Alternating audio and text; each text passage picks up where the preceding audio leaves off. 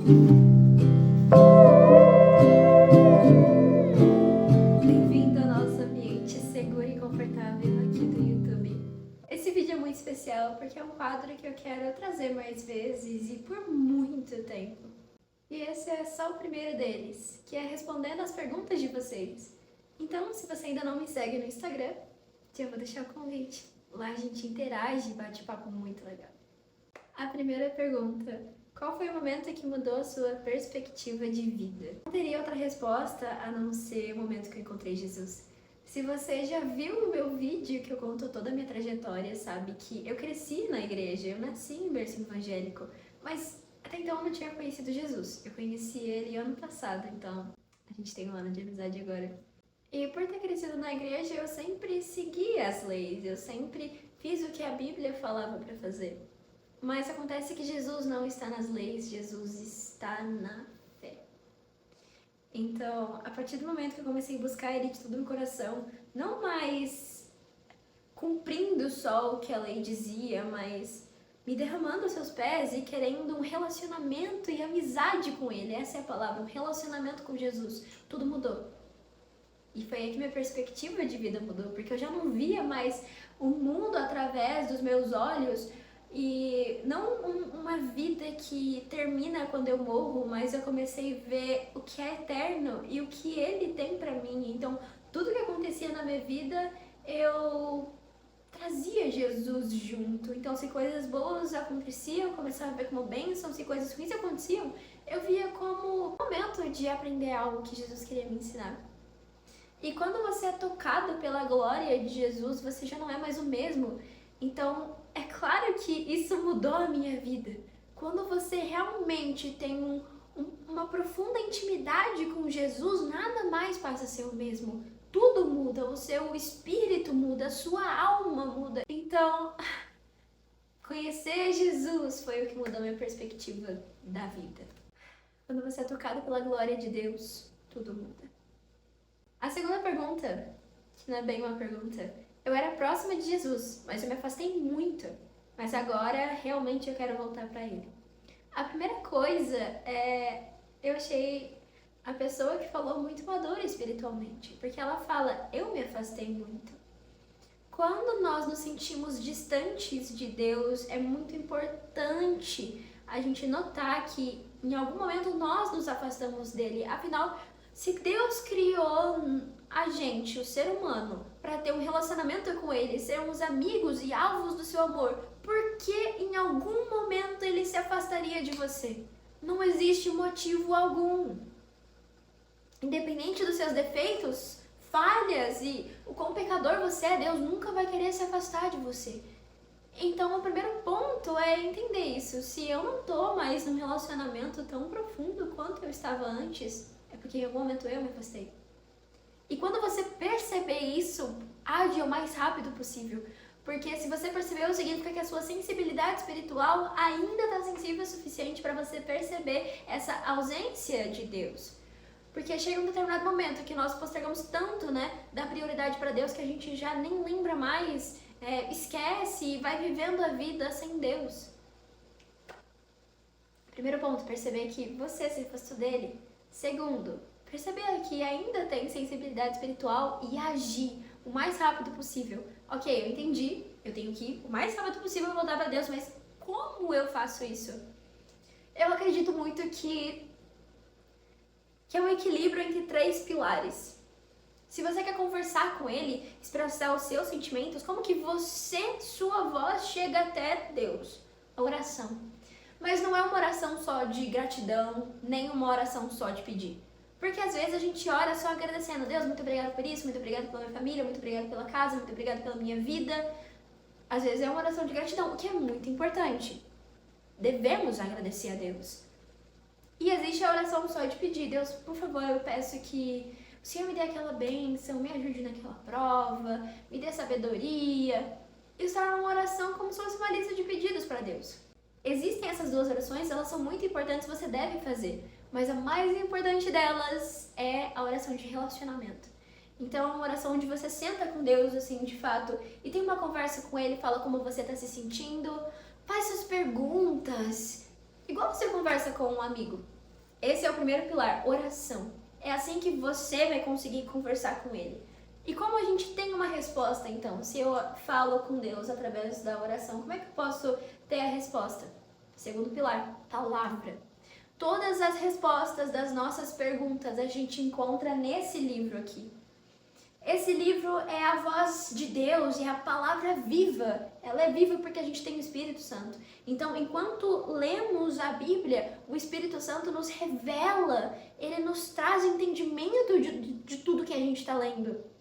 E é assim que nós vamos entender uma direção de Deus, uma resposta e até encontrar conforto e consolo.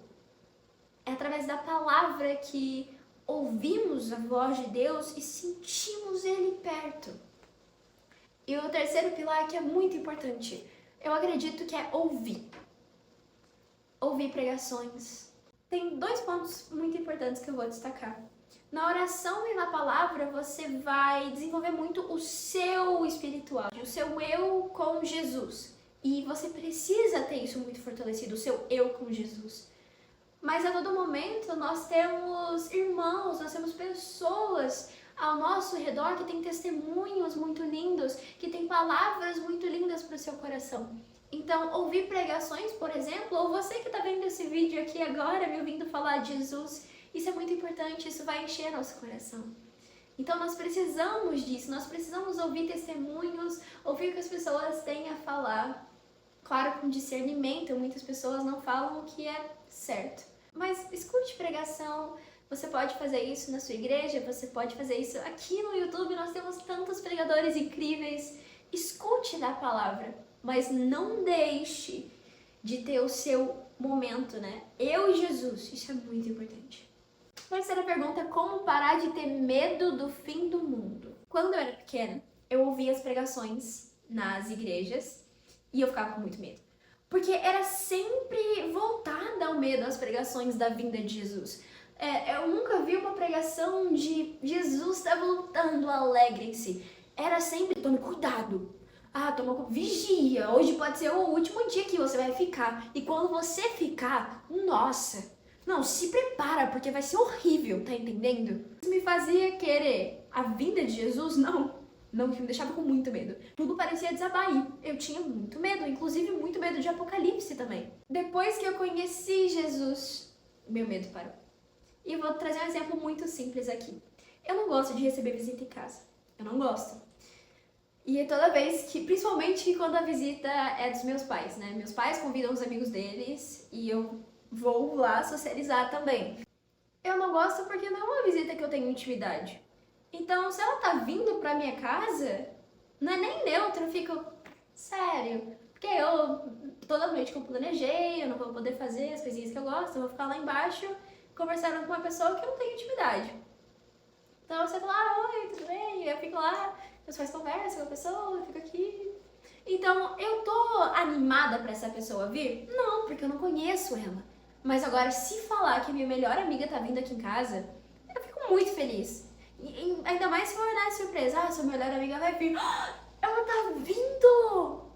Nossa, eu quero muito que ela chegue. E eu já começo a preparar as coisas, e a gente vai fazer cabana, depois a gente vai fazer um devocional juntas, depois a gente pode assistir um filme, e depois a gente joga algum jogo. Nossa, vai ser muito legal.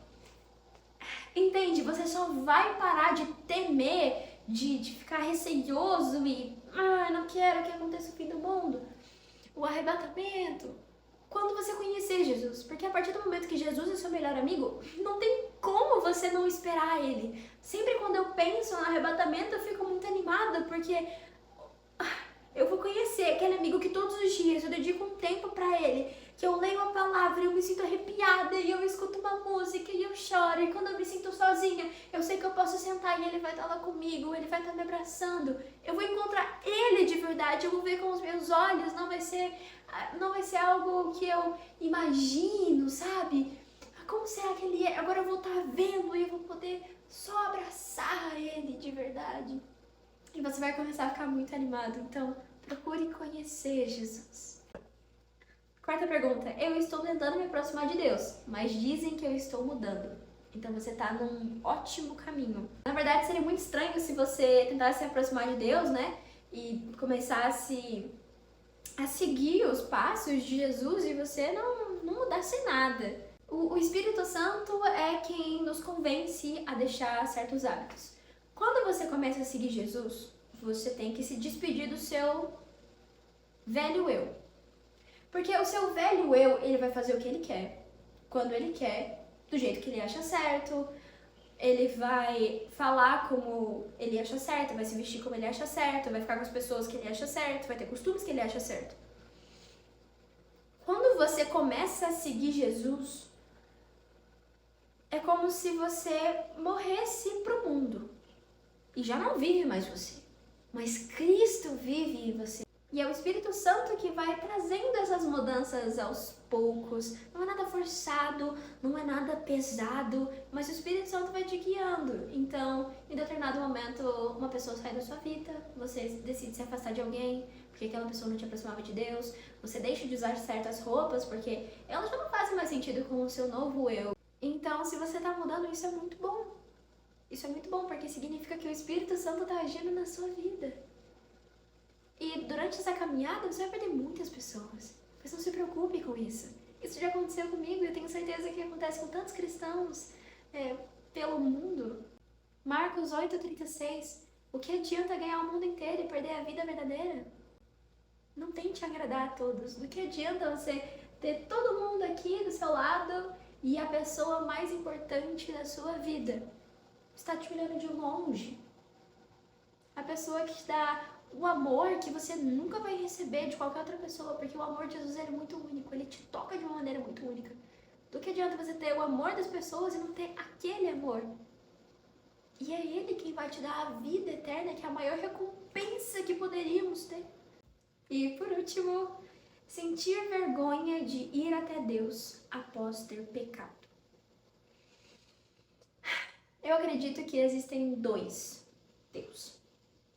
O Deus que os seres humanos criaram, que é um Deus que condena, é um Deus que julga, é um Deus que afasta, é um Deus que culpa.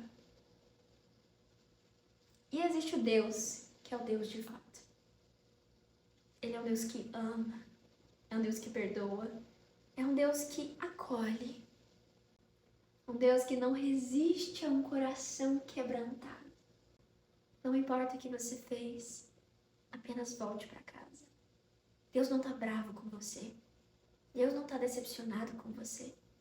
Ele não parou de te amar em nenhum momento. Ele não parou de te olhar em nenhum momento. E ele ficou tão triste quando você se distanciou. Não precisa mais disso. Não importa qual pecado você cometeu. Não importa se você está se sentindo o maior pecador do mundo agora. A graça de Deus é a maior perdoadora do mundo. Volte pra Ele. Espero muito que vocês tenham gostado do episódio de hoje. Do fundo do meu coração. Vai ter mais.